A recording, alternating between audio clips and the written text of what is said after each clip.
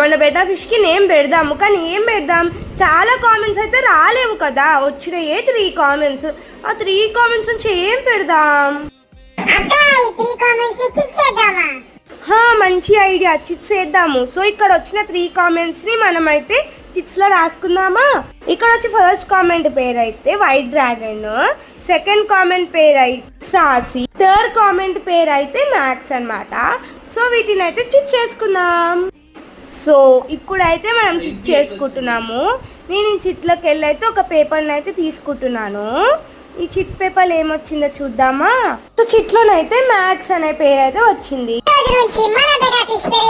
ఇలాంటి more videos కోసం మన ఛానల్